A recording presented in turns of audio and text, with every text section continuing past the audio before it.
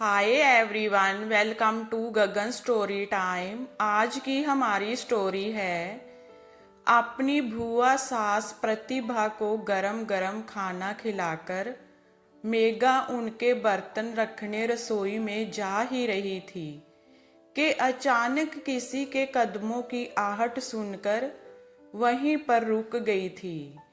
उसने पीछे मुड़कर देखा तो उसकी भुआ सास की लड़की रीतू अपनी मम्मी से मिलने आई थी, जो उस वक्त बेहद गुस्से में लग रही थी। जब मेघा ने रीतू से खाना खाने के लिए पूछा तो रीतू बोली, मैं जहाँ खाना खाने के लिए नहीं, कुछ जरूरी बात करने आई हूँ। फिर वह अपनी मम्मी से बोली, आपकी बेटी तो मैं हूं, फिर आपने सारी वसीयत किस अधिकार से भाभी के नाम कर दी। दरअसल रीतू प्रतिभा की इकलौती बेटी थी, जिसे उसने और उसके पति ने बेहद लाड प्यार से पाला था। उसे अच्छी शिक्षा दिलवाने के बाद एक प्रतिष्ठित परिवार में उसकी शादी कर दी थी।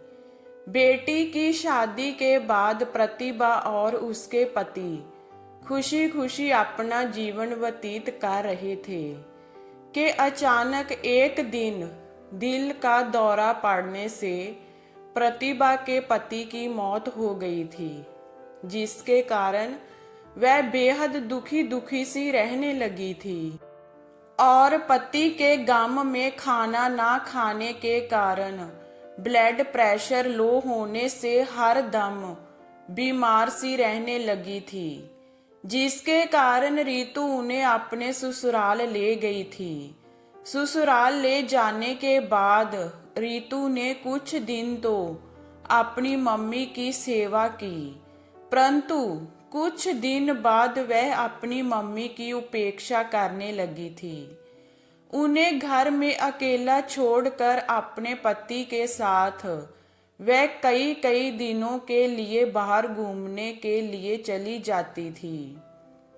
एक दिन प्रतिभा का भाई मोहन उससे मिलने गया तो उसने देखा उसकी बहन बेहद कमजोर अवस्था में चारपाई पर लेटी हुई बुखार में बुरी तरह से तप रही थी।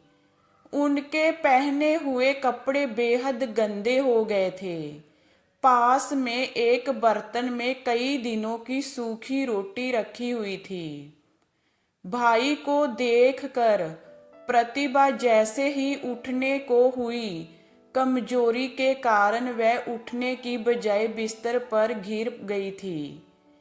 तब बहन की ऐसी दुर्दशा देखकर मोहन की आंखें भर आई थी और वह उसी वक्त अपनी बहन को अपने घर ले आए थे। फिर अच्छे चिकित्सा से उनका इलाज करवाया, साथ में अपनी बहू मेघा को बहन की सेवा करने का निर्देश दिया। ससुर का निर्देश सिर आंखों पर रखकर मेघा दिन रात प्रतिभा की सेवा करने लगी।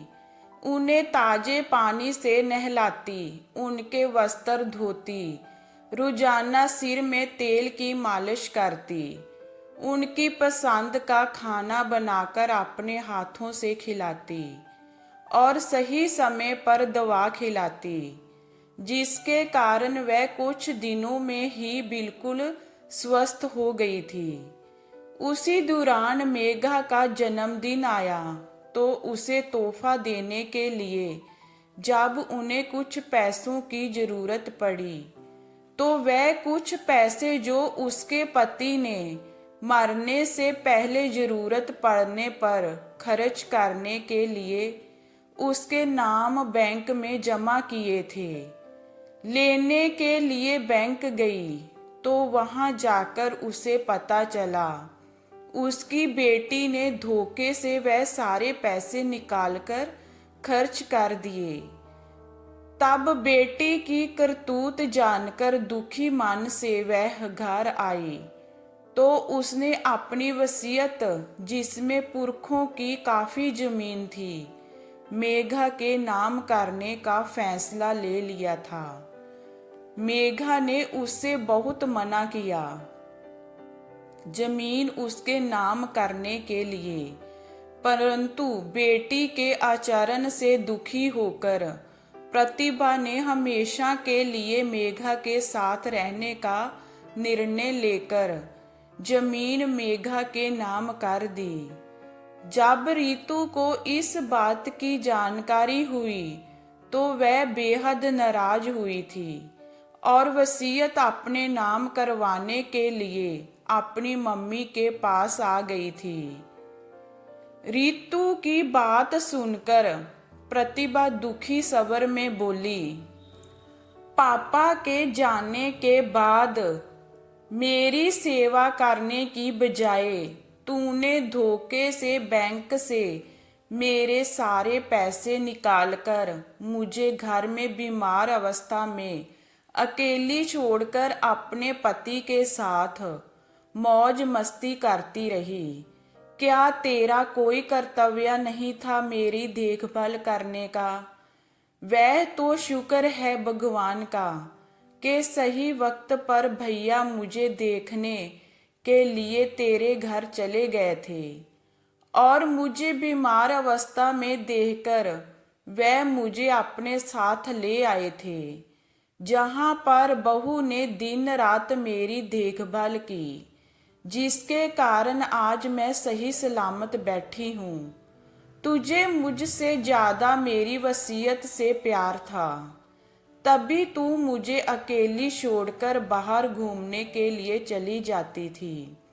यदि तुझे मुझसे जरा सा भी प्यार होता तो बीमार अवस्था में पति के साथ घूमने की बजाय मेरी सेवा करती। अपने प्रति ऐसा अनुचित व्यवहार देखकर और बहू की अपने प्रति निष्ठा और सेवा भावना देखकर मैंने उसी के साथ रहने का निर्णय लेकर अपनी वसीयत उसके नाम करने का फैसला लिया। मैं अपनी वसीयत किसी के भी नाम करूं, यह निर्णय लेने का मेरा अधिकार है। तुम्हें इसमें दखल देने की कोई जरूरत नहीं। मम्मी की बातें सुनकर शर्मिंदगी के कारण रीतू की बोलती बंद हो गई थी। पश्चाताप की आग में जलते हुए उसकी हिम्मत नहीं हुई थी अपनी मम्मी से नजरें मिलाकर बातें करने की। इसीलिए अपनी शर्मिंदगी को छुपाते हुए जल्दी से गाड़ी में बैठकर वह अपने घर की तरफ रवाना हो गई थी। हमारे समाज में ज्यादातर बहू ही बदनाम है, अपनी सास की सेवा ना करने के लिए, परंतु बहुत सी बहू अच्छी भी है जो अपनी सास के साथ साथ बुआ सास की और घर के सभी सदस्यों की भी अच्छी सेवा करती है। लेकिन कभी कभी बेटियां भी अपनी माँ को दुख देकर माँ बेटी के रिश्ते को कलंकित कर देती है। जे हमारी स्टोरी आपको कैसी लगी हमें कमेंट में बताइए। लाइक कीजिए, शेयर कीजिए एंड वॉचिंग के लिए थैंक यू।